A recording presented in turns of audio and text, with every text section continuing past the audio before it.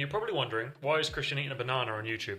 And the answer to that is that was a hook. Now the fact that you're still here, still watching this, shows that it works. But that was really just to demonstrate that the hook is the most important part of your video, because if you don't hook your audience in immediately, they're just going to scroll past, and it won't matter how good the rest of your ad is. If you don't hook them in immediately, they're gone. So today we're going to look at hook text. Now I've got the 3 deadly sins that you need to avoid. I've got some golden rules that you need to follow. I'm going to show you a couple of examples of what hook text should look like. And then I've also made a cheat sheet, which I'll link down below completely for free, that you can use next time you're making hook text so you can make sure that yours is dialed in. So I've made a very quick timeline just to demonstrate what a hook shouldn't look like. I'm going to play this for you. I want you to take it in and I want you to have a think, what sin has this committed? If you're on TRT and you don't know these 3 things, you've been lied to. Okay, this is a YouTube video, so I'm not going to get you to guess, but the first sin that this is committed is that there is so much going on screen, you don't actually know what to read. So deadly sin 1 to avoid for hook text is there should only ever be one thing to read on screen at any one time. Now we're going to do the same thing again. If you're on TRT and you don't know these 3 things, I'm going to play that one again for you. If you're on TRT and you don't know these 3 things, you've been lied to.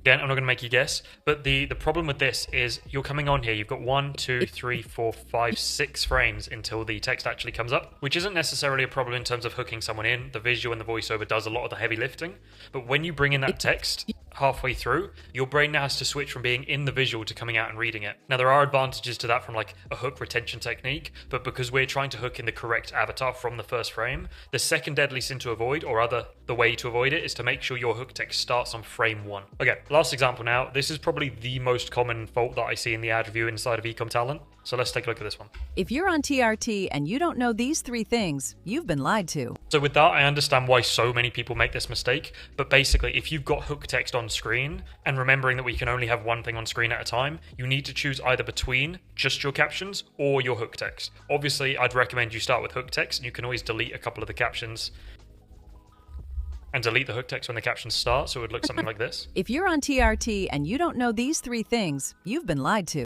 Not a great example, but you get what I'm saying. But for starters, those are just 3 really quick, really easy rules you can make sure that your hook text is doing to know whether or not you're off to a good start. So deadly sin number 1, one thing on screen at a time. Number 2, it has to be visible from frame 1. And on that note as well, if you're animating anything, do not animate your hook text because it needs to be legible from frame 1, not just like on screen from frame 1. And then the third thing is to decide between hook text or captions, as you can only have one thing on screen. I would typically start with the hook text and then change to captions. So let's take a look now at how I actually made these hook texts. Now, if you haven't seen the captions video I did last week, that's going to explain exactly how to get kind of this style, exactly the same font, but I just want to break it down for you to show you how I make it different for hook text than I would for captions. Now, inside of properties here, and again, this will be for Premiere Pro, but this applies wherever.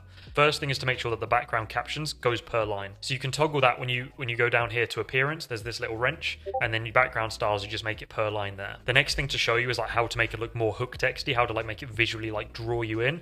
First thing we can do is add color. Now I tend to only add color to the actual words. You can add color to the background like that, and that is obviously very, very visual, very sort of grips you in, but it also looks very cheap. So I typically reserve this only for times when I can't use black and white for whatever reason. What I choose to do instead, which looks a lot better, is I choose a section that I want to highlight. I just highlight those words, and then I come up and I make it a flashy color, normally just like true red, so it really stands out there. Now this is already a lot better, but just adding a little bit more color and also some emojis that people recognize can just bring it up to the next level. So check this out here. Now I know you've already seen this, you saw it in the example, but can you see the difference between that and that? You see how that grips you in a lot more?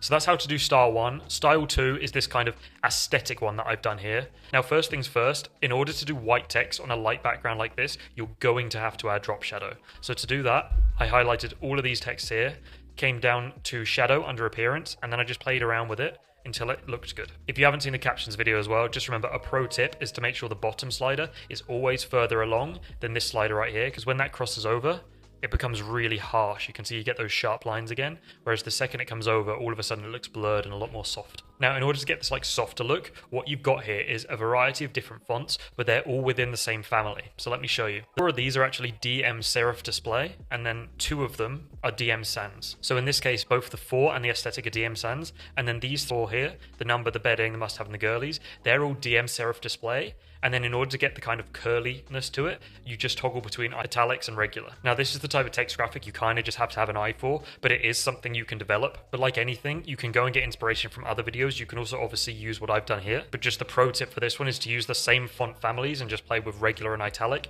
And if you're going to add a couple of extra fonts, make sure they're still in the same sort of family scope. So there's just 2 more points I want to touch on before we wrap this up. First off is what this should say is a skill within its own. So it's really important, and I do want to take that time to highlight this right now, but I'm also not going to go into this because I want to keep this video a lot shorter. The second thing, and this goes the same for captions, is you have to make sure your captions stay within the safe zones. Now, this isn't a perfect example because this would actually be covered up by the button slightly. So what you could do in this instance is just move it up a little higher like that. But you'll notice, like, even my captions, everything always stays within the safe zones. And if you don't already have this file, it will be linked down below completely for free. You just set it to the frame size that you're working on. And so long as you make sure all of your text components are within the safe zones, and then obviously toggle it off when you export it, then everything will be legible both on full screen on Reels and on the preview inside of Facebook.